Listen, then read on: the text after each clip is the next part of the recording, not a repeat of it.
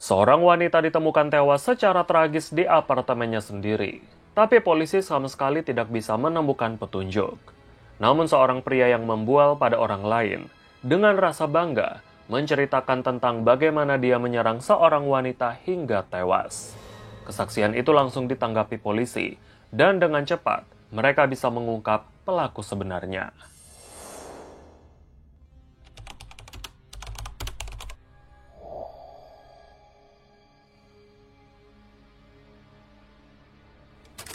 Seorang wanita bernama Shauna Ann Castleton lahir pada tanggal 13 Maret 1966 di kota Salt Lake City, negara bagian Utah, Amerika Serikat.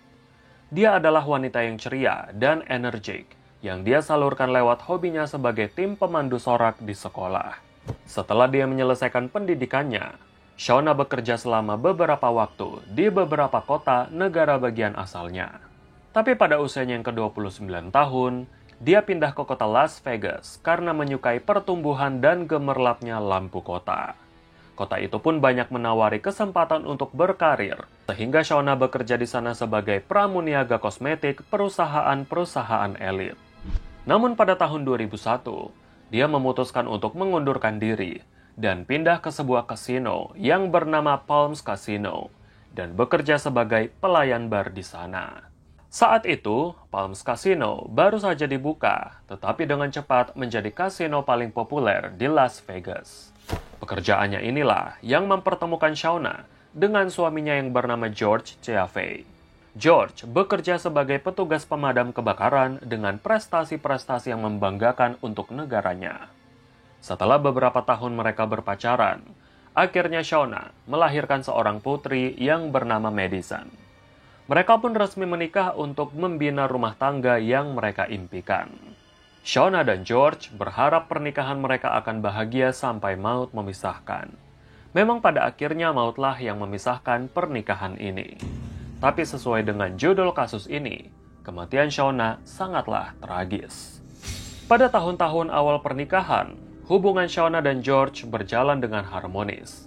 Tampaknya mereka sangat ideal sebagai pasangan. Selain sebagai petugas pemadam kebakaran, George juga berinvestasi di bisnis real estate yang sepertinya menjanjikan. Sementara Shauna masih bekerja sebagai pelayan di kasino hingga anak mereka sudah menginjak usia sekolah. Tetapi pada tahun 2008, bisnis real estate yang digeluti George sedang goyah, sehingga dia kehilangan banyak sekali uang yang sudah diinvestasikan. Sejak saat itu, George, yang awalnya menjadi suami yang perhatian, mulai berubah menjadi temperamental. George mulai tersinggung pada hal-hal sepele, sehingga seringkali melampiaskan amarahnya pada istri dan anak perempuannya. Karena pertengkaran-pertengkaran besar itu, Shauna memutuskan untuk keluar dari rumah mereka ke sebuah apartemen untuk sementara waktu agar pertengkaran mereka segera mereda. Beberapa waktu kemudian, George dan Shauna sepakat untuk pergi menemui konsultan pernikahan untuk bisa mempertahankan pernikahan mereka. Namun tampaknya usaha mereka itu sia-sia. Tak ada jalan keluar atas permasalahan pernikahan mereka. Tak lama setelah itu, apartemen Shauna dirampok. Ketika Shauna pulang dari tempat kerjanya, dia menemukan semua barang di apartemennya sudah berhamburan. Beberapa barang berharga sudah raib dibawa perampok, termasuk cincin pernikahan Shauna yang sempat dia lepas dari jarinya. Tetapi detail mengejutkan lainnya adalah, perampok itu mencuri pakaian dalam Shauna dan meninggalkan sebuah celana dalam pria yang diduga milik perampok itu di dalam apartemennya. Shauna sebenarnya sempat melaporkan kasus perampokan itu pada polisi, tapi sayangnya, polisi tidak bisa mengidentifikasi pelakunya.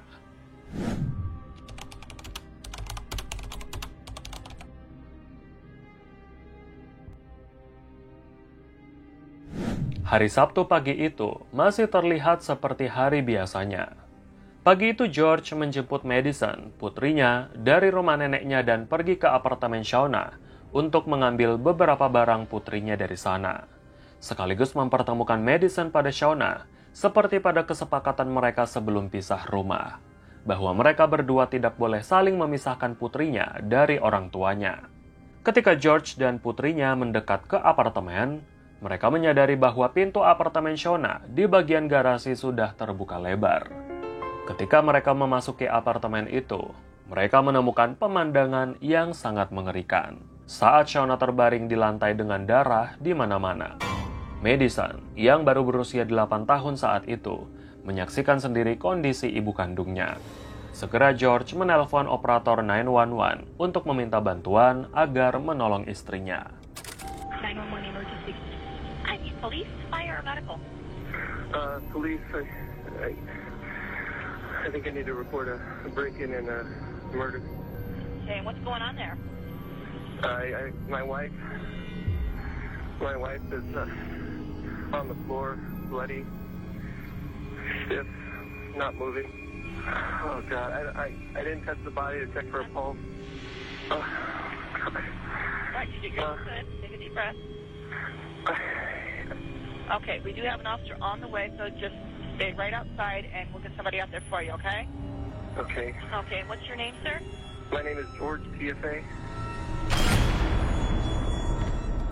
Setelah polisi dan ambulans datang, George keluar dari sana dan menerima laporan penyelidikan yang menyatakan Shauna kemungkinan besar diserang di dekat tangga lantai 2 apartemen itu.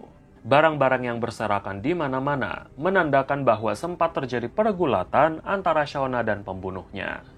Hasil otopsi juga mengungkapkan bahwa pada tubuh Shauna ditemukan beberapa luka serius, yang awalnya dikira sebagai luka karena tembakan. Namun mereka menyadari bahwa luka-luka itu disebabkan oleh benda tumpul seperti palu. Setelah mewawancarai tetangga Shauna, polisi menerima 2 keterangan dari mereka kalau di antara jam 3:30 hingga jam 4 pagi, terdengar sebuah kegaduhan yang berasal dari apartemen Shauna. Tapi mereka sama sekali tidak memperhatikan suara itu karena mereka memang tahu kalau jam segitu biasanya Shauna baru pulang kerja. Tetangga lainnya juga menemukan handphone dan peralatan kosmetik milik Shauna yang terjatuh di jalan dekat apartemennya, yang menandakan bahwa pelakunya sengaja membuangnya atau mungkin tak sengaja menjatuhkan barang-barang itu saat melarikan diri. Penyelidikan lanjutan dilakukan oleh polisi. Mereka bergegas menuju ke Palms Casino, tempat Shauna bekerja untuk mencari tahu kronologi kejadian sebelum Shauna terbunuh. Dari beberapa kamera CCTV yang ditemukan di sana, memang terlihat kalau Shauna menyelesaikan shift-nya pagi itu dan pergi ke tempat parkir mobil sendirian. Tak ada tanda-tanda yang menunjukkan Shauna khawatir ataupun ketakutan. Sehingga polisi menganggap kemungkinan besar pembunuhnya sudah menunggu di apartemen Shauna sebelum dia pulang. Kecurigaan polisi muncul pada George, suami Shauna, setelah mengetahui bahwa pasangan itu sedang bermasalah dan pernikahan mereka berada di ambang perceraian. Meskipun hubungan George dan Shauna terlihat membaik setelah mereka pisah rumah, tapi tak dapat dipungkiri, mungkin mereka saling menyimpan amarah satu sama lain. Tapi kecurigaan polisi terbantahkan setelah mengetahui pada hari kejadian, George berada di stasiun pemadam kebakaran dan bekerja pada shift yang dimulai pada jam 12 malam hingga pagi hari. Rekan-rekan George pun mengkonfirmasi kehadirannya dan kamera CCTV memperlihatkan aktivitasnya selama bekerja. Polisi juga menyadari bahwa Shauna pernah dirampok 3 minggu sebelum kematiannya. Sehingga mereka mencoba mengaitkan kasus perampokan itu dengan pembunuhan yang terjadi. Asumsi yang berkembang liar mengatakan bahwa mungkin saja perampok itu sudah kembali merampok apartemen Shauna, tapi tidak punya cukup waktu untuk lari dari sana hingga Shauna kembali dan mempergokinya. Itu sebabnya terjadi pergulatan antara Shauna dan perampok itu hingga dia terbunuh. Di sisi lain, saudara perempuan Shauna terus-terusan menuduh George sebagai pelakunya karena dia juga mengetahui permasalahan di antara George dan Shauna. Tapi keterangannya tidak lagi diperlukan polisi karena polisi sudah mendapatkan bukti kuat keberadaan George di hari pembunuhan. 2 hari setelah penemuan mayat Shauna, polisi menerima petunjuk baru dari seorang warga kota Las Vegas yang melapor pada polisi kalau dia sebelumnya sempat berbicara pada seorang tunawisma saat berita pembunuhan Shauna ditayangkan di televisi. Tunawisma itu membual padanya bahwa dia sudah membunuh wanita itu dengan sebuah palu. Menurut saksi itu, pria tunawisma itu sering dipanggil dengan nama Greyhound karena dia berpostur tubuh tinggi dan kurus seperti anjing jenis Greyhound. Dia pun terlihat gembira, bahkan tertawa saat menceritakan secara detail tentang pembunuhan itu yang sebelumnya tidak terungkap di media. Polisi juga menyadari bahwa mereka sama sekali tidak pernah merilis pernyataan bahwa Shauna meninggal karena pukulan sebuah palu. Lalu, dari mana tunawisma itu tahu?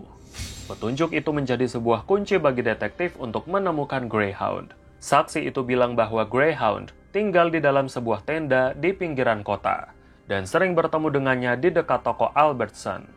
Bersama dengan detektif, saksi itu memandu polisi untuk menunggu di lokasi tempat biasanya Greyhound berjalan. Saat polisi menangkap Greyhound, mereka menemukan bahwa dia membawa beberapa barang haram.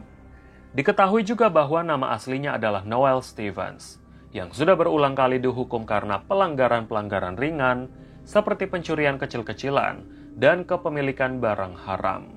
Tapi Noel menyangkal tuduhan keterlibatannya dalam pembunuhan Shauna.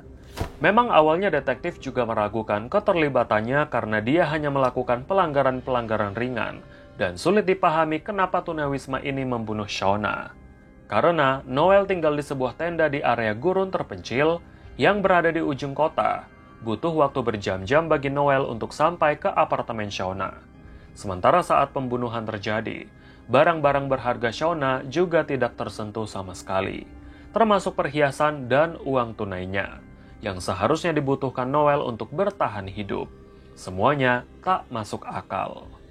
Tapi ketika polisi mendatangi tenda yang dihuni oleh Noel, mereka menemukan beberapa bukti penting yang tersembunyi beberapa meter dari tendanya, yaitu sebuah celana dan pakaian dalam Noel yang berlumuran darah. Polisi juga menemukan tanda harga palu yang dibeli di salah satu toko. Setelah melalui pemeriksaan, dikonfirmasi bahwa darah pada celana Noel adalah darah milik Shauna.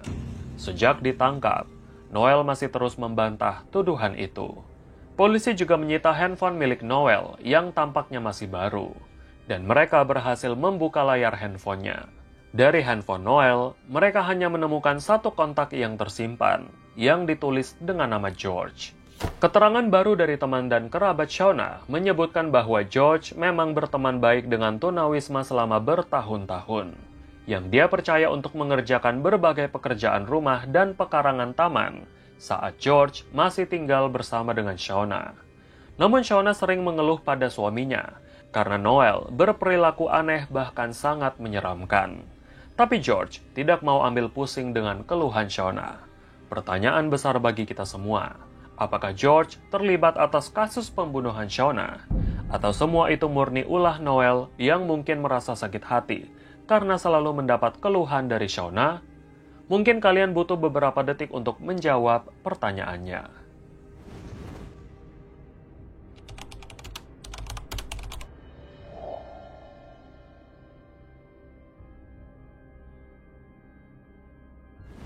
Setelah polisi menemukan tanda harga palu dari sebuah toko, polisi mendatangi toko itu untuk memeriksa apakah benar Noel pernah ke sana untuk membeli sebuah palu. Menurut keterangan pegawai toko yang bekerja hari itu, pegawai itu bilang bahwa memang benar, palu itu pernah dibeli dari toko itu oleh dua orang pria. Masuk ke pertanyaan berikutnya, siapakah dua orang itu? Polisi yang meminta rekaman CCTV di toko itu menemukan bahwa Noel dan George pernah ke sana untuk membeli sebuah palu. Pada saat yang sama, detektif menyadari bahwa bisa saja George juga terlibat atas kasus pembunuhan yang mengerikan ini. Setelah dihadapkan dengan bukti-bukti kuat, Noel terpaksa mengakui semua perbuatannya, bahwa dia tidak bekerja sendirian. Dia juga setuju menjadi justice collaborator untuk melawan George. Dikatakan bahwa George CFA, suami Shauna, sudah merencanakan kejahatan itu beberapa bulan sebelumnya. George membelikan pakaian berwarna gelap untuk Noel, serta memberikan duplikat kunci apartemen Shauna agar Noel bisa melakukan perampokan 3 minggu sebelum pembunuhan. Perampokan itu diatur agar membuat polisi bingung dan tidak mencurigai rencana pembunuhan mereka. Tampaknya rencana mereka sempat berjalan dengan baik. Itu sebabnya teori liar di luar sana berkembang bahwa perampok itu kepergok saat melakukan aksinya yang menyebabkan Shauna terbunuh. Tapi semuanya hancur setelah Noel membual pada seseorang. Noel juga mengaku dia dibelikan handphone baru oleh George agar bisa menghubunginya, dan George juga membayar Noel sebesar $600 atau sekitar 6 juta rupiah untuk melakukan pembunuhan pada Shauna. Di hari kejadian, Noel kembali lagi ke apartemen Shauna pada dini hari untuk menunggu Shauna pulang kerja dan langsung membantainya dengan palu. Noel mengatakan dia memukul Shauna sebanyak 17 kali hingga palu itu patah menjadi 2 bagian. Noel juga setuju untuk membawa polisi ke lokasi dia menguburkan palu itu. Lokasinya pun ternyata tak jauh dari tenda yang dia huni. Setelah mendapatkan pengakuan dan bukti kuat, polisi berencana menangkap George C.V. dan mendakwanya melakukan perencanaan pembunuhan terhadap istrinya. Keluarga George pun tak percaya atas apa yang dituduhkan pada George. Karena yang diketahui oleh keluarga, George adalah suami yang penyayang dan bertanggung jawab. Tapi sebelum penangkapan itu dilakukan, George yang merasa panik langsung masuk ke mobil pick-up-nya dan mencoba meninggalkan kota Las Vegas. Naasnya, mobilnya keluar jalur dan menabrak pagar serta terguling di pinggir jalan. George langsung dievakuasi ke rumah sakit untuk mendapatkan perawatan. Untung saja dia selamat karena pada waktu kejadian, dia masih mengenakan sabuk pengaman. Namun penyelidikan polisi di lokasi kejadian menyimpulkan kalau George sengaja menabrakkan mobilnya ke pagar. Tidak ada bekas ban di jalan yang menunjukkan dia menginjak rem. Dia hanya menginjak pedal gas, tapi usahanya ternyata gagal. George akhirnya berhasil ditangkap polisi saat dia masih dirawat di rumah sakit. Saat penangkapan terjadi, George tampak tenang dan meminta polisi menghubungi pengacaranya untuk mengikuti pengadilan. 3 bulan kemudian, persidangan untuk Noel dan George pun dimulai. Pada persidangannya, George mengaku tak bersalah dan tidak terlibat. Pengacara pembela juga menyatakan bahwa Noel melakukan pembunuhan atas inisiatifnya sendiri, dan George tidak tahu apa-apa tentang kejadian itu. Pembela juga membantah pengakuan Noel, sebab tidak ada bukti lain yang menunjukkan bahwa George dan Noel berhubungan atas perencanaan itu selain rekaman CCTV di toko, dan juga bukti catatan telepon Noel yang sudah berteleponan dengan George sebanyak 87 kali dalam beberapa bulan. Pembela mengklaim catatan telepon itu berkaitan dengan pekerjaan rumah tangga yang diberikan pada Noel, sebab Noel memang bekerja pada George sejak bertahun-tahun sebelumnya. Jaksa penuntut yang sudah mengetahui rangkaian kronologi menyimpulkan bahwa George ikut terlibat dalam pembunuhan itu. Mereka menganggap motif utama George tega melakukan pembunuhan pada istrinya karena perebutan harta gono gini. Setelah George kehilangan semua uang investasinya, penghasilan George menurun drastis, bahkan tidak melebihi setengah dari jumlah gaji yang diterima Shauna dalam sebulan. Ditambah lagi pernikahan mereka akan berakhir dengan perceraian, menyebabkan George takut akan kehilangan setengah dari apa yang dia miliki jika perceraian itu terjadi. Itu sebabnya dia menghabisi Shauna agar tuntutan harta gono gini tidak terjadi. Terungkap juga dari pengakuan Noel bahwa setelah bayaran $600 itu, George juga menawarinya bayaran $5.000 atau sekitar 50 juta rupiah yang akan diambil dari pencairan asuransi jiwa Shauna setelah kematiannya. Tapi lagi-lagi, pihak George membantah semua tuduhan yang disampaikan Noel dan meminta hakim untuk memerintahkan agar kejiwaan Noel diperiksa, mengingat dia adalah pengguna barang haram. Dari hasil pemeriksaan, ditemukan bahwa Noel ternyata menderita halusinasi visual dan pendengaran yang disebabkan oleh kecanduannya. Itulah yang menjadi senjata bagi pihak George untuk menyangkal semua tuduhan Noel. Tapi pada persidangan akhir, juri menyatakan bahwa George juga bersalah karena sudah merencanakan pembunuhan pada istrinya, sehingga hakim menjatuhkan vonis penjara seumur hidup ditambah dengan 81 tahun penjara untuk dakwaan lainnya, termasuk perencanaan perampokan. Setelah putusan itu, George mengajukan banding sebanyak 107 halaman yang menyatakan dirinya sudah mengkonsumsi beberapa resep obat yang mengaburkan pikirannya, yang menjadikannya tak bisa membedakan baik dan jahat. Dia berpikir bahwa hal terbaik adalah menyingkirkan istrinya untuk melindungi anaknya. Namun pada tahun 2017, hakim tetap menolak banding dari George karena tidak ada alasan untuk meragukan perencanaan pembunuhan terhadap Shauna. Dia kembali divonis hukuman penjara seumur hidup tanpa adanya bebas bersyarat. Sementara Noel Stevens divonis menerima hukuman 42 tahun penjara karena sudah berani melawan George Ciavey. Setelah persidangan selesai, Madison, anak George dan Shauna, diketahui diasuh oleh nenek dari pihak ibunya dan juga diangkat menjadi anak oleh bibinya atau saudara perempuan Shauna. Madison juga diberikan pendampingan psikologis untuk menyembuhkan mentalnya setelah kejadian itu. Bagaimana menurut kalian? Apakah George memang bersalah? Tulis tanggapan kalian di bawah. Terima kasih sudah menonton video ini sampai habis, dan jangan lupa untuk nantikan video menarik selanjutnya. Sampai jumpa.